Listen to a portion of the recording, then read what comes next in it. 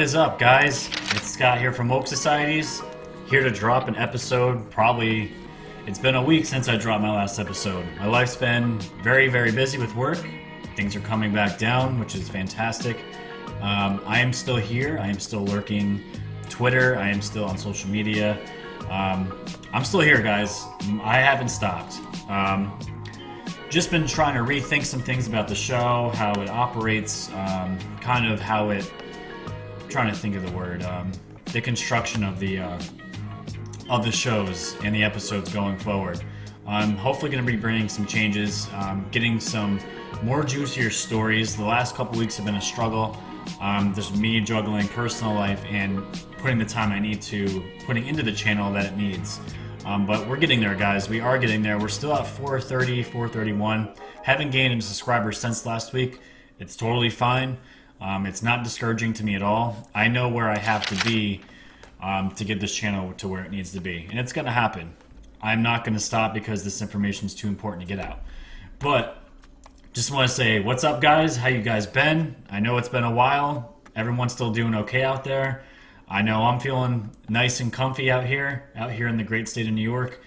And today, we're going to be getting into an Epstein story. And yes, I am doing more Epstein because it needs to be talked about. The media has completely gotten rid of the Epstein story, almost in all fashions. I guess the mainstream media, you could say, has gotten rid of the Epstein story. So we're not going to let it die, guys, because it doesn't deserve to die. We're going to be getting into that. As far as is Epstein, was he part of him and Ghislaine Maxwell, were they part of a Israeli asset program? All for blackmail. Very interesting stuff, and a shout out to Sean Allen for getting me the story. Very, very interesting story. We're going to get into some allegations into Scientology, some sexual assault stuff, human trafficking, stuff like that. And of course, we're going to get into the whistleblower story, Schiff making up the reading while he was in front of the whole entire country on C-SPAN, reading a made-up commentary of what the call, or what he thought the call said. And we're going to end it with that, guys. We're going to talk about the Fed a little bit and a cool band that I saw that was promoting some pretty, I guess, just dropping red pills at a show at Radio City Music Hall in New York, which is awesome. So let's jump into it, shall we? So, this title is from ActivePost.com, called "More Confirmation of an Epstein-Maxwell Blackmail Operation." One may wonder what happened to the Epstein story. Jeffrey Epstein committed suicide 6 weeks ago, and since that time, the story has all but disappeared from the corporate media news cycle, as I said it would. A.G. Barr said he was told it was an intelligence operation, so naturally it must disappear, buried under stories of far lesser importance. On September 26, Zev Shalev, a three-time Emmy nominee and Murrow Award recipient investigative journalist who once worked for corporate media propaganda megalith CBS, posted "Blackmail America" at Narrative. An ex-Israeli intelligence agent reveals Jeffrey Epstein and Ghislaine Maxwell were not only Israeli intelligence assets, they were allegedly entrapping U.S. politicians with minors. The sexual victims have come forward, but why have none of the blackmail targets? The U.S. government, known for its serial dishonesty, lies, and propaganda, has promised to root out and prosecute all the folks involved in Epstein's child rape factory. Let me assure you, this case will continue on against anyone who was complicit with Epstein. Any co-conspirators should not rest easy, declared William Barr. It's not likely, however, that they will get to the bottom of this case anytime soon, if ever. That certainly does not include Ghislaine Maxwell. Maxwell, whose whereabouts have been shrouded in mystery, hasn't been charged, notes CNN. And do you guys remember the story where she was out in public? You know, the whole thing where it was a setup with her photo of her reading a book about dying CIA agents and all that stuff. We haven't heard anything about Ghislaine Maxwell ever since then. We know she was the handler of Epstein. She handled so much of his business as far as the girls are concerned. And nothing's happened. I don't know if it's the wheels of justice. I don't know what it is. I really don't. Because the only thing that's really have happened is Epstein supposedly killed himself. And the victims have come out and pretty much talked about it. And they got their day in court. And what else is going on? Really. So no mystery here. It's obvious she is protected. She is a protected asset, according to this article, and will likely never see the inside of a courtroom, let alone a prison cell. I've reported before that Epstein was an intelligence asset for Israel, Shalev writes. This was confirmed by two independent sources. Now, one of those sources, a former senior member of the Israeli intelligence community, has gone on the record to confirm this about Epstein and is making significant claims about Epstein's human trafficking operation.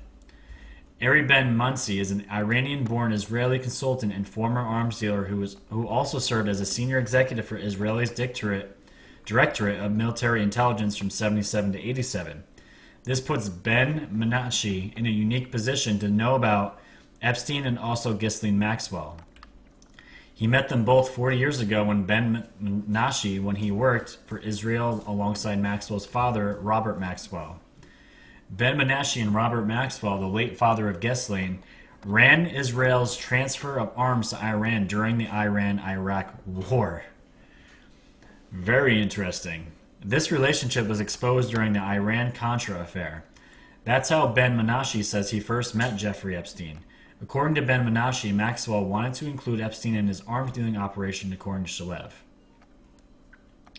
So right there, guys, the late father of Ghislaine Maxwell, Ben Menashe, Robert Maxwell, doing business with Ben Menashe as far as transferring of arms to Iran during the Iran-Iraq War. Very interesting. And he wanted to get Epstein in the arms dealing operation.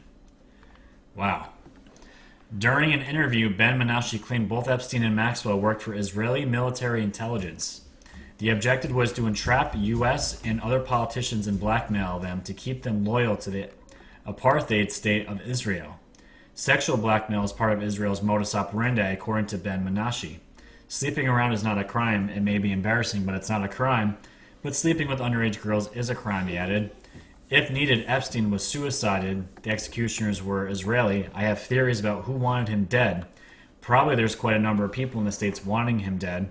But I would think mainly the Israelis, said Ben Menashe. Virginia Goffrey Roberts, the main Epstein accuser, said the operation was about blackmail. And it absolutely was, guys. Epstein's entire island was rigged with cameras, audio equipment, and everything, probably to protect himself as well and to keep tabs of everything, but also to film everybody that went to his island.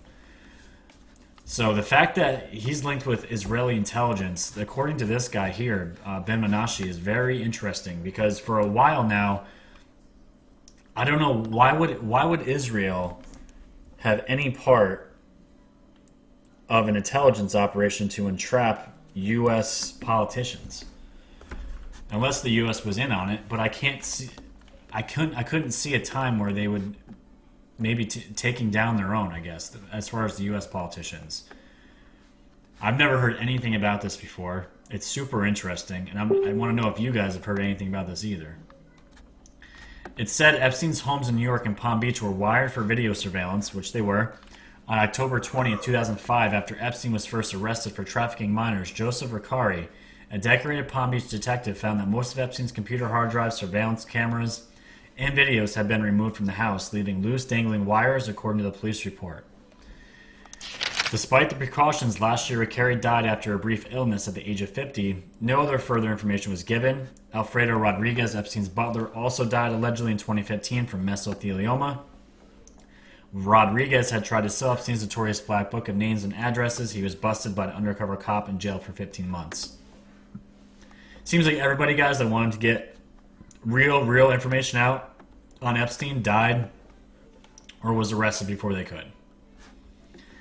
The ruling elite and its corporate media are working studiously to push the story out of the limelight and make it go away before really important people are exposed. The case brought by Epstein's victims will likely take years to resolve. That is if the lawsuits are not dismissed by a friendly and or blackmailed judge. So guys, it is kind of a discouraging article, unfortunately. I don't know if any of these people are ever going to be convicted because of their ties to the intelligence community. How many countries are involved with this? We already know the CIA was part of this. And now, possibly, from what this guy is saying, an Israeli tie that they were assets for the Israeli intelligence community, and they were using Epstein and Matt Ghislaine here to get blackmail on U.S. politicians.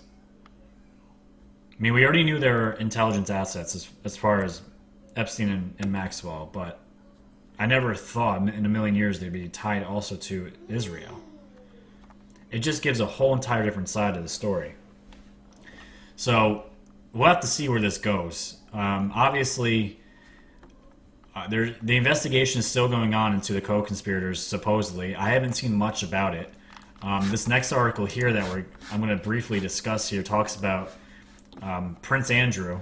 I can't get the whole article because I have to subscribe to it, but it's talking about just now, this article came out yesterday, just now the FBI is starting to investigate Prince Andrew's links to Epstein.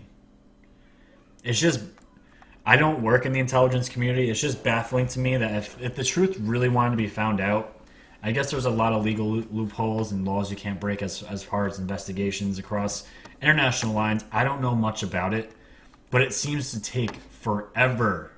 Forever. We've been talking about Prince Andrew for months now. And it says, Prince Andrew risks being further embroiled in the Jeffrey Epstein scandal as the Sunday Times reveals today that the FBI has expanded its investigation to identify more of the billionaire's victims who could provide information on the royal. The U.S. law enforcement agency is expecting to question alleged trafficking victims over the next 2 months. It is understood Scotland Yard has been briefed on the latest developments by the FBI, and its detectives stand ready to assist their American counterparts. It's like, what have they been briefed on? The Scotland Yard, they gotta know what's going on. Like, what the heck? The U.S. investigation is focusing on several potential victims in the hope that they can provide more details about Prince Andrew and his connection to the Epstein case, according to sources from the U.S. Department of Justice, which oversees the FBI. And guys, the only other development that I've seen on this story as far as Epstein, I know French authorities, they raided his apartment out in France, and the whole place was scrubbed. I don't remember what the article was. It wasn't really anything that interesting, but computers, anything. The whole place was scrubbed down. You could tell whoever was there before them got in there, they cleaned the whole place out. So at this point, guys, is this deep state connected? I know it's got to be deep state connected somehow, but how much of the intelligence community is linked through all of this that they don't want to show that they were part of this whole thing? Maybe they do know about all the children and stuff that happened, because I don't see how else he gets away with all this stuff. I really don't. The cement truck to the island that buried the tunnels underneath his temple, which we can all assume is probably, dead babies, unfortunately, but babies, children, who knows what. There's human remains down there that we could probably safely assume is down there, and that part hasn't even come up yet. We're still talking about his co-conspirators who have gotten no justice. It's just crazy when you see, huge human trafficking rings like the one like Epstein, and the sexual abuse and the human trafficking. It's just, I don't know, guys. We'll have to see what happens. But speaking of human trafficking and sexual assault, let's look at the Church of Scientology. Lawsuits against them are piling up as the vast network of human trafficking, child abuse, and forced labor cases are coming up. A spate of lawsuits against the Church of Scientology has piled up in recent months. On Thursday, another shoe dropped when a 25-year-old woman identified only as Jane Doe filed a third lawsuit against the church since June. The lawsuits follow several years of renewed public scrutiny over the secretive church and its inner workings, which largely remain an enigma to outsiders. Part of the attention came in 2016 when the actress and former Scientologist Lee Ramini developed an Emmy-winning documentary series detailed the experiences of the church's former members. The church, which science fiction author L. Ron Hubbard founded in the 1950s, has never faced criminal charges. Instead, its alleged victims appear to be seeking justice through civil lawsuits filed in localities across the country. And in Thursday's civil complaint filed in a Miami-Dade court and first reported by the Tampa Bay Times, Doe detailed a series of disturbing sexual abuse allegations that dated back to her early childhood. They get into these allegations. I don't have to read them off. They're really disgusting. But despite telling the adults at this school, this is when she was supposedly in a kindergarten, Doe alleged that the church took no actions to fire the employee or stop his abuse. And to top it off, Doe alleged that when she finally escaped the church last year, Scientology operatives launched an aggressive surveillance and harassment campaign against her. She said they cut her car's brake lines, vandalized her property, tailed her, and spammed her phone with hundreds of calls. Guys, this all sounds like an insane, crazy cult. This Church of Scientology. It just reminds me of the Keith Raniere cult with NXIVM. It totally reminds me of all this. You got this weird religion that a lot of celebrities are into, which is another huge red flag. A lot of Hollywood actors, and you have just more cases of sexual abuse and human trafficking and forced labor, just like the NXIVM case. This is why when Q talks about that Rachel Chandler is 100 times more important and more, the things that happen were 100 times worse than what happened with NXIVM and the woman that was the handler in that cult. This is opening the door, hopefully, to maybe the Catholic Church, Christian Church, other churches, other religions like Scientology, and getting people's eyes on this stuff that needs to be looked at.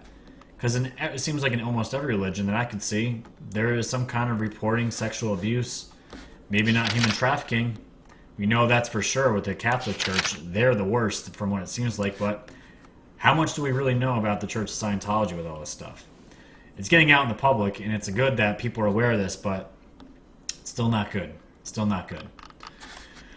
All right. So, moving on. So the big news, again, this was from Friday, but I had to talk about it because it's just so ridiculous. This whole entire quid pro, we call it quid pro Joe now, but quid pro quo of this huge story that Trump was talking to the Ukrainian president, offering him favors to get dirt on Joe Biden. All of this media circus, right? This whole entire, it's just so, it never ends. The Dems in the media are clearly on the same side. It couldn't be more obvious than ever today. But the best part is Trump and his team gave everybody the actual transcripts of the actual phone call that Trump had with the Ukrainian president. And here, which is the best, you have Schiff here. This was Friday. Schiff was reading from some kind of transcript. It wasn't the actual transcript of the phone call. It was something that he completely made up. Because if you can literally find the transcript online and hold it up, and you can listen to what he's saying, and none of it lines up. So, I guess just blatant lies to the faces of the American people are okay now. The straight lies. President Donald Trump claimed Friday morning that Adam Schiff tried to mislead the American... No, he certainly tried to mislead the American people by changing the words of a call transcript with Trump and his Ukrainian counterpart, Vladimir Zelensky. The morning after Schiff, who chairs the House Intelligence Committee, read portions of a whistleblower complaint and the after-mentioned transcript during a hearing on the subject that featured Acting Director of National Intelligence Joseph McGuire, Trump took some shots at the congressman.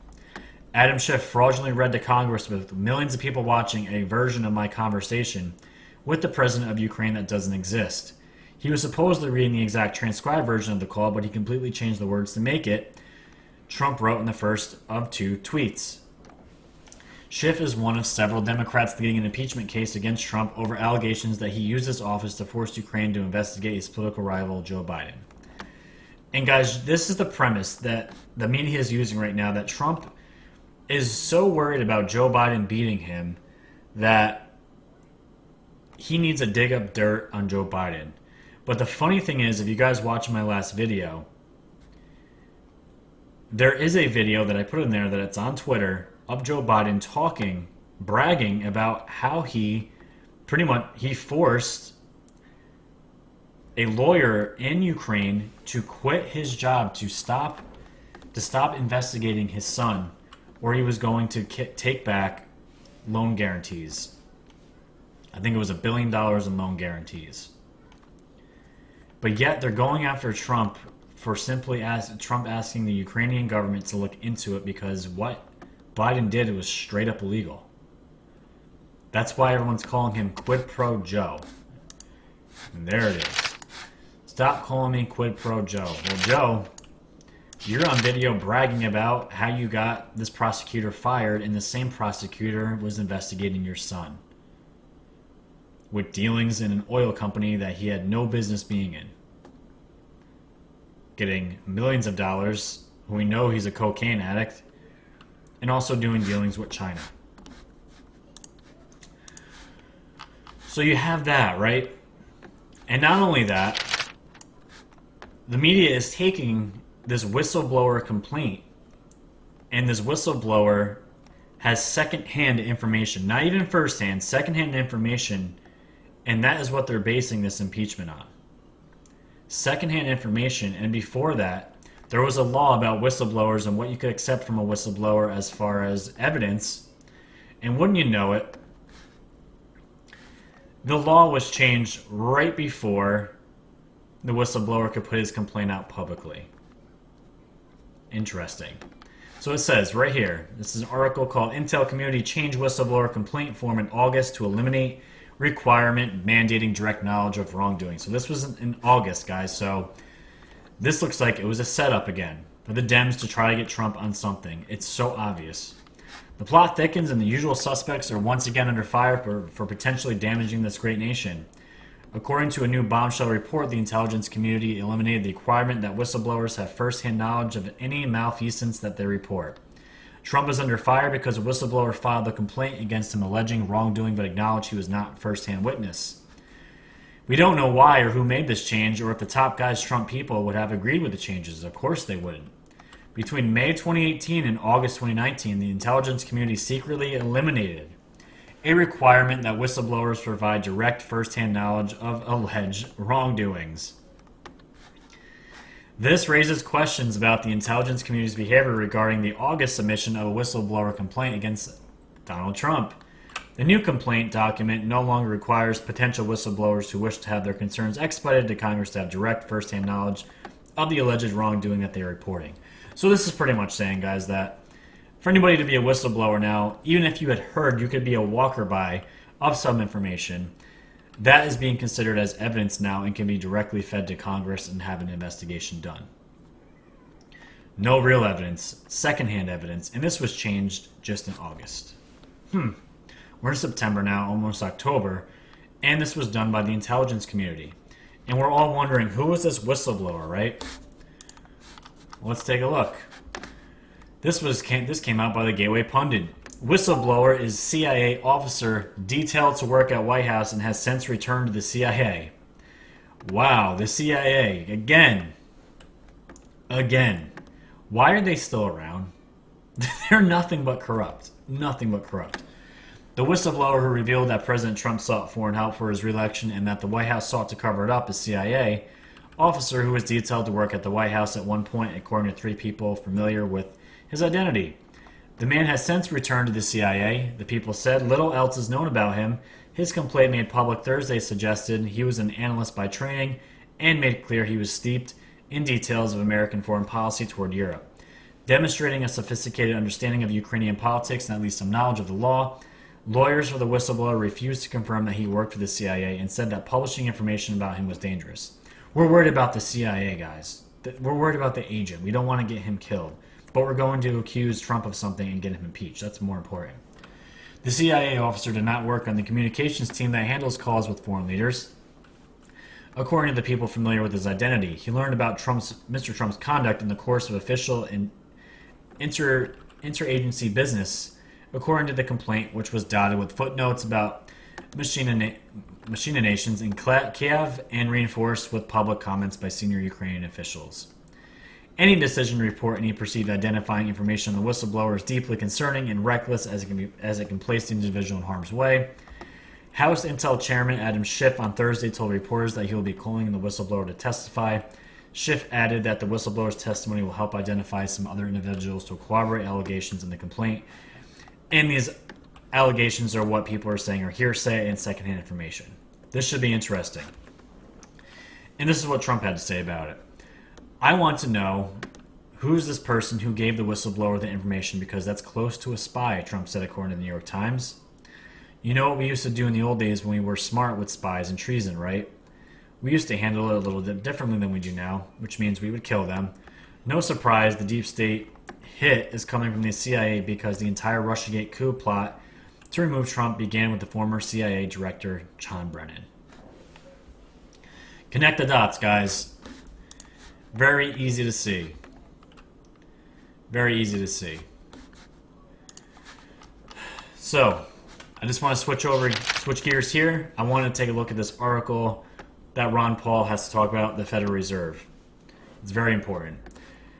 Direct quote, Federal Reserve needs to be audited and then ended as soon as possible, which would be fantastic.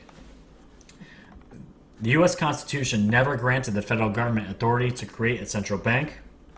The founders, having lived through hyperinflation themselves, understood that government should never have a printing press at its disposal. But from the very beginning of America's founding, the desire for a crony central bank was strong. In fact, 2 attempts were made at creating a permanent central bank in America prior to the creation of the Fed. Fortunately, the charter for the first bank was allowed to expire in 1811, and President Andrew Jackson closed down the second bank in 1833. But unfortunately, a third attempt was successful, and the Federal Reserve was unconstitutionally created by Congress in 1913. Americans have been living under a corrupt and immoral monetary system ever since. The Federal Reserve is the printing press that has financed the creation of the largest government to ever exist. Endless welfare and endless military spending are both made possible by the Federal Reserve. The Fed can just print the money for whatever the U.S. establishment wants, so those of us who long for a constitutional and limited government have few tools at our disposal. And despite all the propaganda claiming independence, the Fed has always been a deeply political institution. Because the Fed is a government-created monopoly with key government-appointed employees, its so-called independence is a mere fiction. However, the U.S. Congress created the Fed with legislation. It can also abolish the Fed with legislation. Last week, the facade of Federal Reserve independence was dealt a severe blow. Ironically, the person who broadcast to the world that the Fed is anything but independent was ex-New York Fed President Bill Dudley.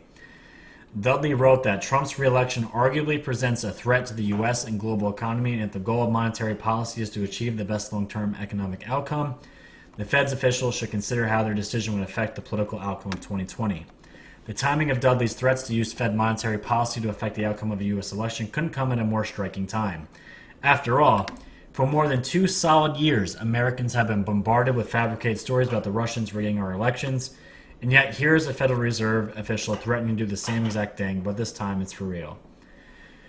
Whether it's the mainstream media, the CIA, the FBI, or now the Federal Reserve, more and more Americans are waking up to the fact that there is a deep state in America and its interests have nothing to do with American liberty. And right here again, when it comes to the Federal Reserve, I stand firmly by my conviction that it needs to be audited and then ended as soon as possible. America's founders were not perfect. They were human beings just as capable of error as we are, but they had remarkable understanding of the ideas of liberty. Great article, guys, about the Fed, and Trump is always calling out the Fed, saying how they're holding the United States back, which they are. And what does Q say, guys? I always go back to this because it's such a powerful Q tweet. 3393, talking about when Trump picked his Fed pick wants to revive the gold standard. And what do we have here from December 12, 2018? Do we have the gold? Q replies, yes, gold shall destroy the Fed. And guys, if, 2020 is coming soon, it's not that far off for this election. It's going to be a huge election. From what I could see, I can't see anyone really beating out Trump, to be honest. The stuff with Biden that's out right now, it's just going to keep growing and growing. And as I was doing this, guys, I got an article on my phone here that the House Democrats subpoena Trump lawyer Rudy Giuliani in impeachment probe. Because Giuliani was dropping truth bombs all over the media, and Biden actually asked these huge media outlets to stop taking Giuliani on their broadcast on television. You can find that right out online right now. Specifically asked him to stop because it's destroying his reputation. It's just, real scandals. Actual scandals, not the ones that that they're trying to get Trump for. It's absolutely amazing. But guys, if 2020 comes, he wins the election, I can't see the Fed being around. I can't see it. I really can't. And last thing, guys, right here. I want to show you this band. I saw this one of my disclosure groups that I follow. This band is called Massive Attack, which is an interesting name. And this is what somebody that was there took a picture of and said. At the Massive Attack show, wasn't really feeling Banksy visuals until he started showing Building 7, World Trade Center Building 7 footage, and flashing text. That said, I'm going to say a different word, guys, because I don't want to get tagged for saying this. You can all see it here. Pizza Fence, Q, and Who Killed Epstein. Guys, look at this. A band. This is a band. Now I've looked these up. I looked these guys up. They have over 2 million followers. They're pretty big. I've never heard of them before. But these guys were in New York City, liberal center of New York. And they got signs like this up there. Who killed Epstein? Big Q behind Epstein. You never see this stuff. And I just wonder, like, do these people even know what they're looking at? Do they have any idea? But it says right here, QAnon at the Massive Attack show, Radio City Music Hall. And Epstein question, who killed Epstein? It's absolutely amazing. It's fantastic. But it gets people thinking. Totally gets people thinking. And maybe they didn't even talk about it. Maybe they just put these signs up and that was that was it. But it gets people thinking, guys. It gets people to go to Q, to look at this stuff, to look at the content, to look up people who are into this stuff. And maybe it starts them down the rabbit hole that I've gone down and millions of others have gone down now. So with that, guys, that's going to be it for this episode today. I hope you enjoyed it. I'm glad to be back on the horse, back on the camera, back doing these episodes. I'm going to do my best, guys. I do have a vacation coming up next week, so I'm going to rethink how the format of the show is going to be.